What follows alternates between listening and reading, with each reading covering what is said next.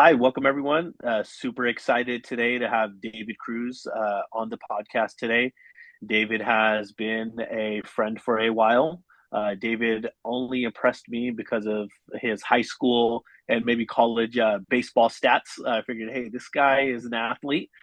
He knows how to work hard, and David comes from a sales background. And David has been able to take his sales experience and find unique ways to solve different folks' problems.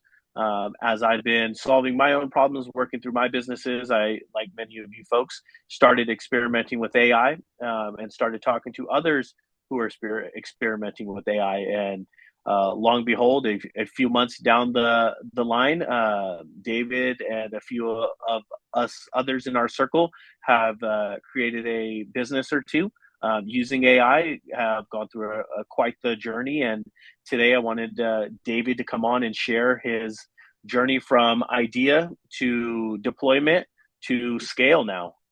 So super excited to have you on, David.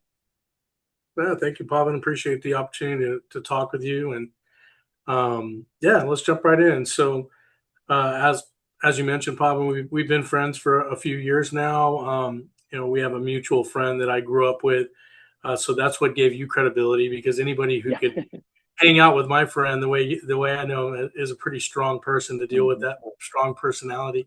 Um, but yeah, it's been great. I think when AI emerged, and when I say when AI emerged, I think when I first started really embracing what ChatGPT could do for my business, and I'm in the sales. I'm a sales account exec for a security technology integration firm. So we have large clients across the United States.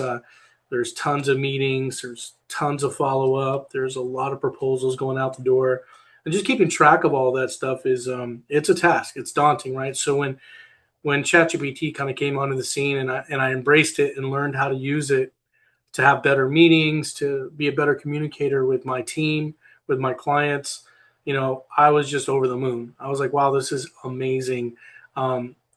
It really blew me away, and we quickly embraced it. Not just myself, but folks within my company embraced it. And then what? Maybe a year ago is when everything started really shifting into a high gear, and Pavan and I were sharing a lot of information about some of the new tools that were coming out that were allowing folks, basic folks like me who don't have a software development background, but maybe had a lot of use for an application or something that could be built to make workflows easier, to make the communication with clients and vendors and teams better. Um, but even beyond that, tools that could help you actually build something useful, something that um, you can immediately almost deploy. It feels like you could almost build things overnight now. And so there was an issue that happened at work where, and I'm sure I'm not the only one that's ever experienced, there was a drop of communication. There was a very important email that was coming into our company from a large client, and it was a notice to proceed with a project. And this was a project just shy of $1 million. And we had to return some signed documents back to them because they were a county agency. We had to get this back to them in a certain amount of time. And we didn't do that because somebody did not get the email or did not forward it. And so we lost out on about an $800,000 project. And I was so frustrated. And I went to the leader of our company and I said, look, I've been working here for 15 years, and this is not the first time that this has happened. Um, when you send something out, whether you're sending something to an external partner or whether it's something is coming into your office, if other people are involved with that communication, there's really no way to know whether or not they've got it, they're on it, they're going to forward it, they're going to, do as they need to do. And so I said, let's build something. And so I immediately jumped in, started using AI. I used Manus, as a matter of fact, as the AI tool that I used. And I built an accountability and tracking software as a solution. And so what it's called Loopcloze. And how Loopcloze works is that if I were to send a request outside of my organization, the people receiving the request actually receive an email with almost like a DocuSign link. And that DocuSign link, although it's not DocuSign, it's Loopcloze. When they click onto that link, they have to respond, and they have to either acknowledge my request. They can tell me that, oh yeah, I've got what you need right here. Let me go ahead and upload it, send it back to you. Sometimes they need more information, so they can choose the option of, hey, I don't have enough information. Can you share more? Or they could say, hey, I need a little more time to get this back to you. This is a big request. I need more time. Because when I send the request through Loopcloze, it gives a due date and it gives how much time I'd like them to have before they reply to me. It lets me upload documents and all the context needed behind the request. And so when they click that document and when they click on that request, it sort of starts the loop. And now I get an email saying, hey, Jill just acknowledged your request, or hey, Jill just finished what you asked her to finish, and it now closes that loop in my software. And so now I'm not worrying about whether or not somebody got my message, if they're on it, if they're going to reply to it. Loopcloze sort of does all that work for me. And one of the special features is that normally when I would send something out to somebody and it was a deliverable that I needed back in one way, shape, or form, I had to either put in my calendar to remind myself that they owed me that, or I would have to call them, 2 weeks down the road. Hey, did you get that thing I asked you for? I need that pricing or I need that information. And you had to bug them and pester them to get that back to you. Loopcloze will do it for you now. So I can set sort of the nudges for that particular reminder. And I could say, I sent this quote request to Pavan, and I need Pavan to get back to me by April 24th. So I'm going to have a nudge email sent to him every Thursday until that day, or every day for that matter. So it's doing all that work for me and taking a lot of that stress off of my mind, because we all know that there's only so much room. There's only so much real estate that we have in our heads now, especially nowadays, that any tool you have that can help you be more efficient, remember things, and help other people remember is gold. And I like to say that email is not really the best way to track things. It's almost like asking this is our tagline here. It's like asking a mailman to be your project manager. It doesn't know any of the context behind anything. It's just sharing information. So Loopcloze now becomes that project manager. I love it. And let me jump in because I love the fact that you solve your own problem. In our Biz Buying Lab community, we share information that's useful before buying the business. How do you find the business? What kind of business fits you? And then after people buy their business, we want them to know how to grow their business. And this conversation, I think it's really relevant to that point, that concept, growing your business. And AI is an amazing tool. Now, so that's the context in which I want to ask this question. As someone who's buying a business and they realize AI is an amazing tool, what were maybe some principles that you can share with our audience to help them take advantage of these AI tools? Because you can get lost in them. There's so many tools, there's so many ways to think about it. What maybe were some principles that help you actually build a business off of this problem you had? That's a great question. Because AI is literally changing every day, there seems to be a new tool, a new feature, a new platform that's coming out basically every day, it feels like. And what that means is that I really wanted to do my due diligence when it came to researching and understanding what was out there. What were the tools out there that were having significant impact? What were the tools out there that were playing friendly with other tools? Because that's a big deal for me in my security technology world is most of our clients don't want technology that can't play nice with other technologies. And Pavan would probably agree when it comes to AI and the development of tools and products, you have to have products and platforms that play well with other products and platforms, because now they're almost all dancing together, right? They're all playing together. Um, my particular platform that I use for Loopcloze, I've got 3 or 4 other things tied into it that is helping it be more efficient. So I would say the first principle was do your due diligence, research, and there's so much out there that you can see and find and learn from. Different podcasts, different videos on YouTube. Staying up to date with sort of the trends was a huge deal because some of these tools are not cheap. You have to spend a lot of money, a lot of tokens, and the last thing you want to do is just sort of go down a road of building something and realize that what you're working on doesn't really have a fit, or it's not going to be able to build what you really want to build, and so you have to scrap everything and start over. That happened a couple of times with when I started. I was quickly realizing that the tool I was using at the original point was not going to help me get to the end result that I wanted. So that's one principle, is making sure that you understand what's out there, vet it, talk to people, get involved with some community discussions, get yourself a partner like I have with Pavan, that we kind of share information together. And outside of that, I had to know that even though I'm a fairly technically proficient person, that this was still very new to me, right? There's a learning curve with AI. And so I had to work with a product that I felt comfortable navigating through. That was huge, because now that we have this product embedded into our company, we've got over 100 users now that are on the product. I will get thrown a curveball every now and then. I'll get an email saying, "Hey, can I do this? Can I do that? I noticed a little glitch here. Can we work on that?" So being able to quickly get in there, remedy a problem, create a new feature build out, or make whatever tweak is necessary so that the users are happy with it. Like, I had to have a product that allowed that type of flexibility. Yeah, love that. Love that. As a follow-up question, because you mentioned your relationship to Pav playing a pretty big role in this, I think this connects to our collaborative approach that we emphasize in our community.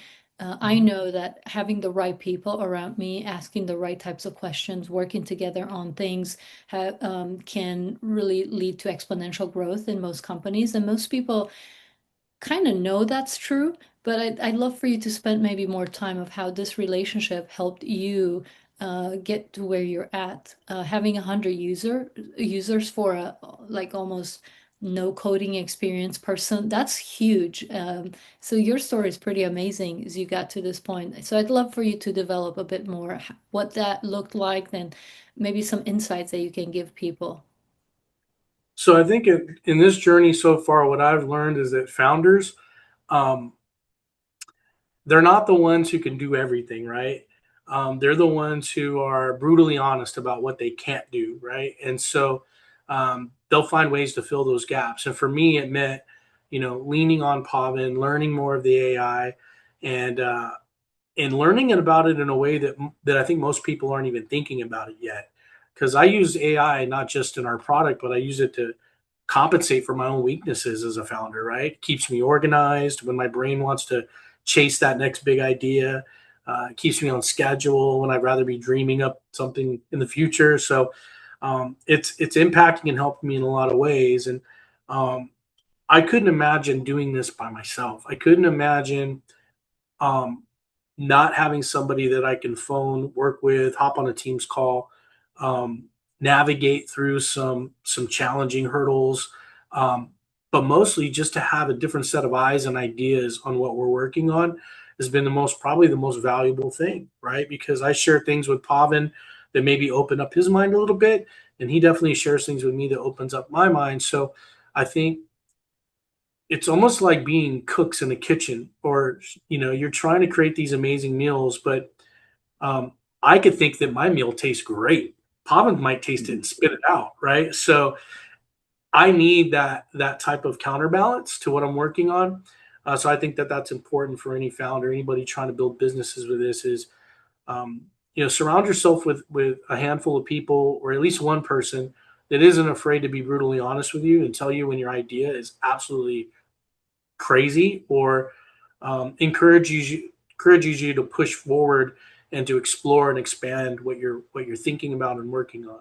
I hope that answered the question. Yeah, Yeah, that's I look at it like Delia. I look at it like the idea of, hey, having this sounding board environment next to like a water cooler, right? it's like, hey, having those moments where like, hey, like I can kind of talk offline, just very open and vulnerable, what's working for me, and just to find those unique insights. Because what AI makes obvious these days is like, hey, it's really not that hard, but I haven't figured out how to do it yet. Right. Right. So like to give another perspective from someone who has not been in like this this wormhole, this tunnel vision of just building and being able to, hey, ask someone like, hey, this is what's going on, or just to have someone where you can sound, just give your frustrations on, really just opens up that ability to just to be vulnerable with someone. And that has been true for everything, for myself, for I know for David, for our other friends, Ollie, and same with you many times, Delia. It's like, hey, man, I'm doing this, it's working well. I think it's working well, but how can I be doing it better? And that's been the biggest upside out of all of this, is just like, hey, finding folks that are super interested in doing something with AI, that are solving a problem. And AI is just the bonus of it. That's just a tool that we're using, but we're really trying to solve a problem, and really starting with our own problem. I think that's been really the key insight. That's great. And what would you guys say if someone hasn't had that type of partner, that type of person around them? What should they look for in a collaborative, right, brainstorming partner? Can you think of what might be qualities that the business owner who's looking to build that type of community should pursue? What should people look for? This one's kind of obvious, but I'd say like number one on my list is a collaborative spirit, right? I need somebody that I know is willing to be a listener as well as a leader, as well as somebody who could take instructions and sort of take a back seat when that time is right, but also hop in the driver's seat when it's appropriate to, right? So a truly collaborative person is like the first thing I'm thinking about when I'm getting into any endeavor, right? Whether it's an AI build out, whether it's a new client in the security industry, um, you know, not all clients and not all partners are built the same, right? And I've noticed it over the years. I'm approaching 20 years in this industry, that the best results are with the most collaborative clients, the ones who want to roll up their sleeves, that want to understand things at not maybe not the most technical level, but at least at the problem and the problem solving level, and those who are willing to kind of give their ideas instead of just sit back and let everybody else figure it out, right? So collaborative mindset is huge for me. I don't know about what you're thinking, Pavan. Yeah, the two things that come to my mind are like, this idea of being brutally honest. You know, like, hey, you would just tell me how you feel. What are you thinking? What's your initial gut response? I feel like that's super important, because many times, in all aspects of our life, so we hold back. We're like, we don't want to hurt someone's feelings, or we're not confident in what we're saying either, right? But to be in an environment where it's like, hey, this is just what's coming off top of my head. I don't know if this lands well or not, but to have that mutual trust in someone that you could do, I think that's been probably one of the most important things. And outside of that, I would just say, hey, your ability to change your mind and adapt to new information. I mean, it sounds obvious, but so many folks just get stuck in your way, and you can't take advice, you can't take an outside opinion.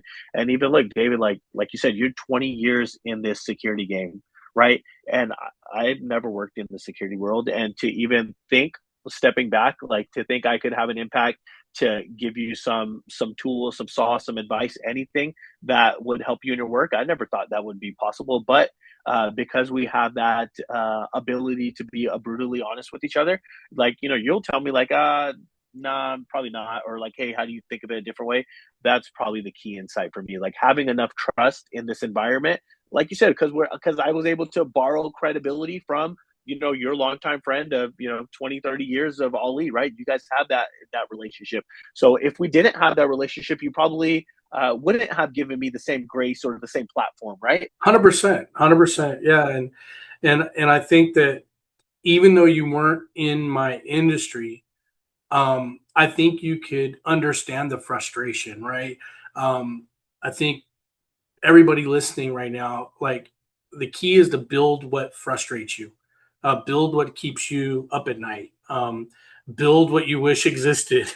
Because if the problem is real to you, like I promise it's real to like millions of other people. And I think it didn't take much time for Pavan to kind of understand, like when I told him my pain story, like, hey, Pavan, I think there's a real need here. This is this is something that's a pain point in my industry, but it's definitely not isolated to security industry. I mean, think about it. Um, Dropped communication and issues with communication. I've done all the research. It costs companies across the U.S. and globally, you know, billions and billions of dollars of just poor communication. And so, knowing that that was something that was a universal pain point that we could maybe build and solve just at this local level and prove that it was making life a little easier for those who are having to deal with the pain. Um, that was super inspirational. I think it sort of became our North Star. Like, this is a pain point that we're going to try to maybe not completely eliminate, but we can get pretty darn close to not dropping things into gaps and not losing things into the void of email land.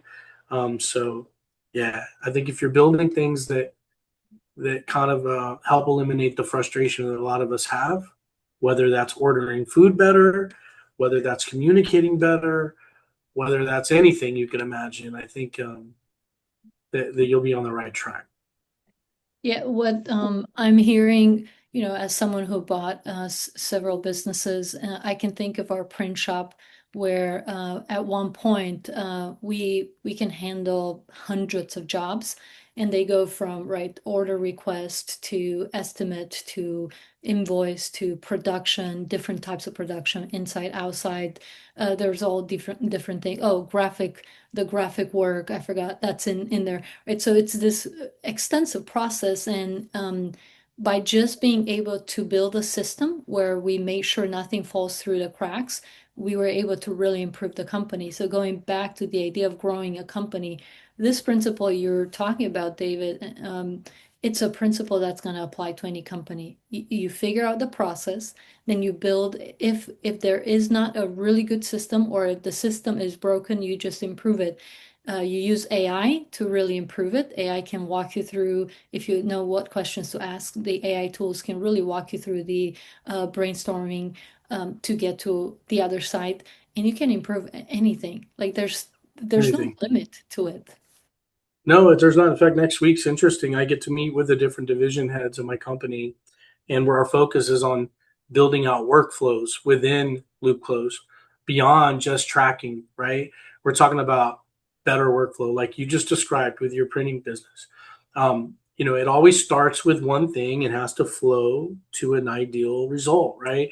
And the breakdowns along the way are where all the pain and headaches are. We deploy super large security technology projects in very critical environments, large healthcare systems, universities, military bases, so if there's one thing in that workflow, maybe it's the workflow from sales to the production and engineering team so that they can properly translate what the client really wanted to achieve. Well, you've got to transfer all that information to them, right? So how are you getting that information to them in a way that you're not leaving out any of the key things? Nobody's scratching their heads wondering, what do they mean by this? All of that goes down. It kind of just flows downhill. The better the information shared, the better the quality of information being shared, and the workflow just seems to work much better. The end result is just a happy client, right? Because they shouldn't be concerned about our workflows and processes as a company. All they really care about is the result. At the end of the day, are they getting what they paid for? Is it running the way it should run?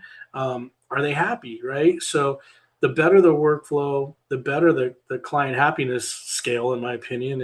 And so next week, I get to talk to all the different department heads and helping them write up what their workflows really mean on paper, creating some standard operating procedures, and then we'll be building that into Loopcloze to start creating some custom workflows that they could use. That's super exciting. It's like a whole new thing that at first we didn't think about, but as the platform has now been embraced and the feedback starts coming in, the feedback is gold, right, from the users. That's where you can get creative and you can really kind of take something to another level that you never even thought it could go. Yeah, no, it's switching a little bit gears, but in our community, well, we also talk about the 17 hat theory. Maybe you've heard it, David. In a business, you can consider the 17 hats that a business owner can wear, operations, sales, marketing, delivery systems, customer service. You can, right, come up with a list of 17 skill sets. You as a solo founder, what can you think of what hat maybe you wore that you didn't expect you would wear? You probably wear tons of hats, and now you have to start as you scale and you grow. You have to start hiring people or partnering with people. But that's a reality for most people who buy businesses or who, even if they were executives or they had an essential role in another company, when they switch to buying a business, all of a sudden everything falls on them if they don't Right. have a strong team. So thinking of this 17 hats theory, what kind of surprised you as a solo founder on this journey of building something by yourself? Yeah, the two hats that I think were most surprising when I had to put them on was tech support, right? Tech support on a product that I literally created 3 months ago. That is daunting, right? And Pavan's been awesome about kind of helping me understand and embrace the fact that there are some key AI tools and bolt-ons that we could look at and deploy that would help me with that task. But right now, it's a lot of doing it on my own. A lot of answering emails and responding to folks, helping them through any little glitches that they see. So tech support is a little more daunting than I really thought it would be, but I'm starting to get used to it, and hopefully, we're not too far away from some of these bolt-on tools and to be leveraged in a way that kind of takes a little bit of the friction out of tech support. That was one. Number two, I'd say probably legal, right? Um, you're talking about dealing with large corporations who are very, very passionate about. Let's use the word passion. They're very passionate about what sort of things are being used on their networks, what sort of platforms are being used by their employees on their company computers, right? So I had to really have AI teach me how to not only build the product in a safe way, right, but to also show and demonstrate with documentation that the product was safe for a commercial environment, for commercial networks. That was important because you're thinking of these big ideas, but you're not thinking about the little things behind it, like compliance, auditing. All those things are huge. And I think if you make sure that that's part of your checklist when you're exploring the idea before you start building and creating a business, please keep in mind that there's going to be that element that needs to be tackled. That's really good. That's great, great advice. There are a lot of things that we're not aware of when we buy a business that we learn, especially if it's a business in an industry you have not had experience before. Like in my case, several of the businesses I bought were in industries I did not have experience in, and it was a great learning lesson, but there are so many unknown unknowns that you have to be willing to start learning and finding answers because there are answers to all of these questions, but at least be prepared. I think the principle that I want to highlight and underline here is be prepared that a lot of things come up and you just have to find solutions and answers. And the answers are out there. Like you said, AI actually helped you through thinking of the solutions, which is amazing, right? You have the tool that's helping you build this income stream, this new business, or something that's going to grow your business. But then these tools can also help you deal with all of these challenges. You just have to ask, you just have to prompt the right questions. We live in a pretty amazing time in history. Wow. Yeah. That's an understatement for sure. And what the scene will look like 6 months from now may be completely different, right? So I think right now it's embrace what's possible. Don't sit on the sidelines and let everybody else try it.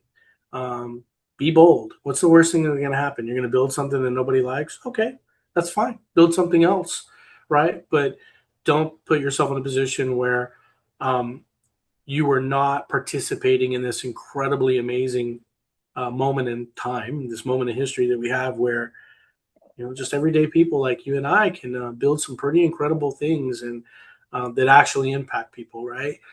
This is amazing time. This is an amazing time, and I'm very excited and honored to be a part of it. Now, Pav and David, for both of you, I have this question. We can maybe end on this question.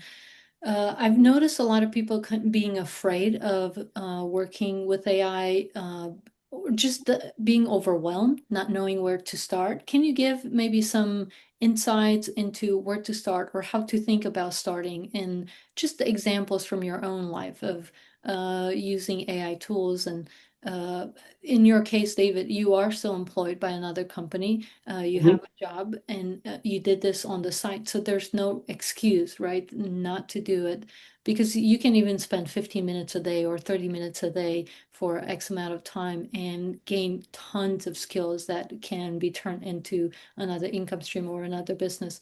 But in terms of just examples and insights, tips and tricks, do you have any for the listeners? Yeah, I do actually. I think the biggest problems in business aren't the sexy ones, right?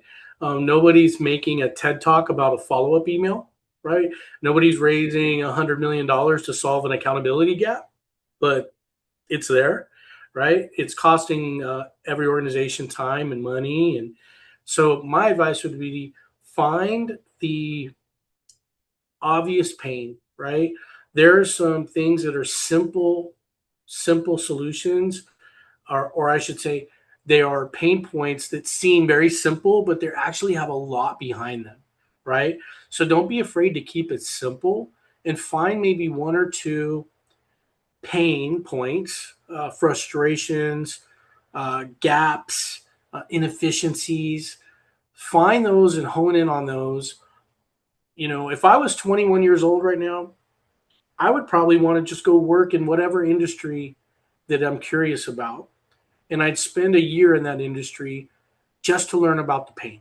I would just spend a year learning about the pain of running an AC company or working in a restaurant. Uh, that is where the gold is, because that's where the pain is found, right? The people who are in the grind every day, dealing with customers, dealing with issues, dealing with vendors, whatever that may be. I'd say my advice would be never underestimate how important a small pain point is, because if you can find a solution just for that small pain point, you might be onto something that's massive when it all comes down to it. Yeah, I really love how you position that, David, because every single person, regardless of their familiarity or even you could say belief in the power of AI, has some type of learned, earned experience, right?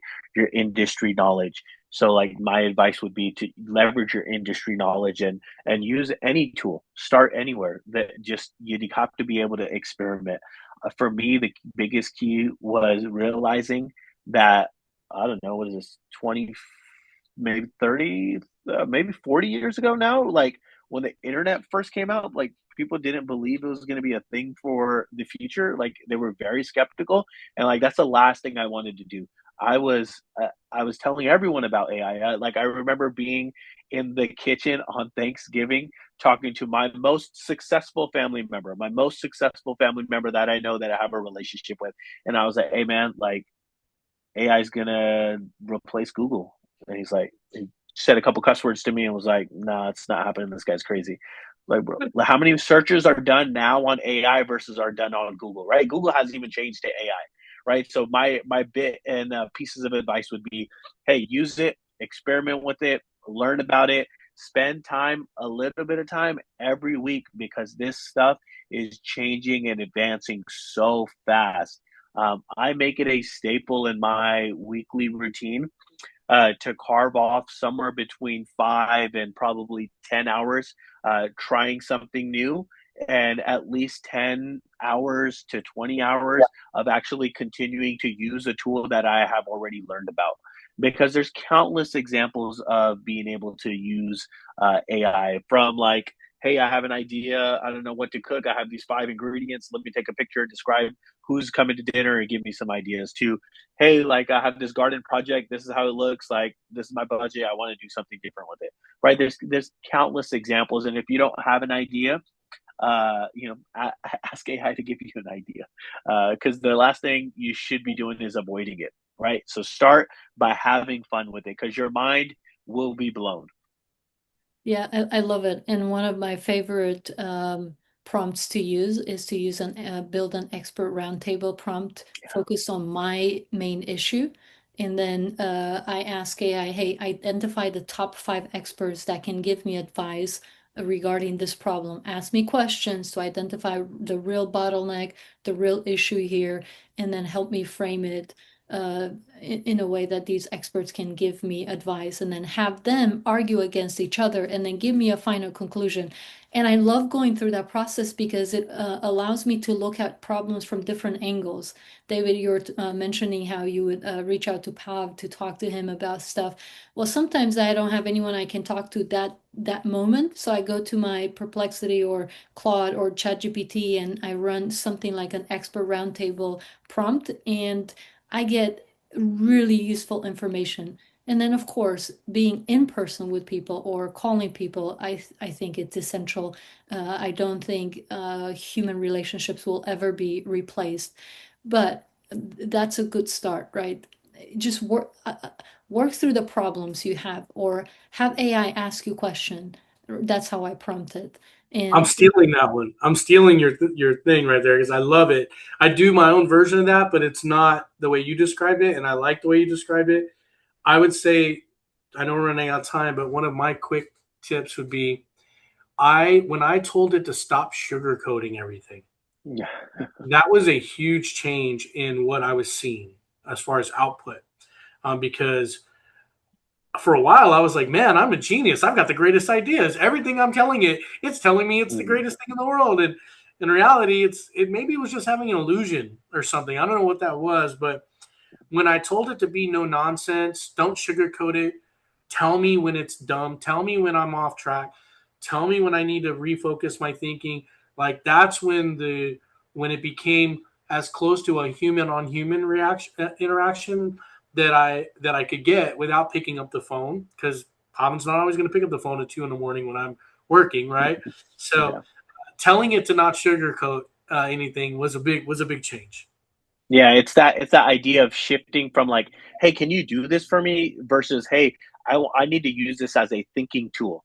And Yeah. that, Delia, I also have to give you some big props, because me as well, using that expert roundtable, I've done it in a variety of my different threads or platforms. Right? Sometimes, David, you can attest to this. Hey, we'll go down a rabbit hole. We'll be building, and one, we know we're not doing it the most efficient way possible. Two, we're just in the zone, so we're just continuing to go. And when something doesn't make sense to you, you ask the said tool to explain it to you. But taking moments, as Delia described, to step back and to be able to essentially consult your table of experts has just been mind blowing every single time. Right, so it's like using AI for a thinking tool is key. Yes. yeah, I'll share a prompt with the listeners, and David, I'll send you a couple of the prompts I built on some other prompts for the expert roundtable that I really enjoyed. Um, well, before we close, David, can you share a little bit of who is your ideal client profile for the Loopcloze, so that that type of person can reach out or go to the website and find out more about your tool? Sure, thank you. Loopcloze is built for organizations of all types, but especially organizations who have a lot of external communication, where they are relying on um, speed and responsiveness from vendors, external partners. That's really kind of where it shines. So any organization that has a lot of external commitments, external communication with partners, as well as internally, right? But other than that, it's wide open. It's sort of industry agnostic, and it's for those who really need to track and make sure that important requests and tasks are really followed through and closed. Love it. And people can find it at loopcloze.com, correct? Yep, it's loopcloze.com, and the only difference is that it's a Z on the word close instead of an S. Perfect. Well, thank you for your time. I really enjoy hearing more about your process and how you think about things. I know this is going to be extremely useful for a lot of people. So thank you, David, and thank you, Paul, for making it happen. It's a pleasure. Thank you both. Thank you all. Talk soon.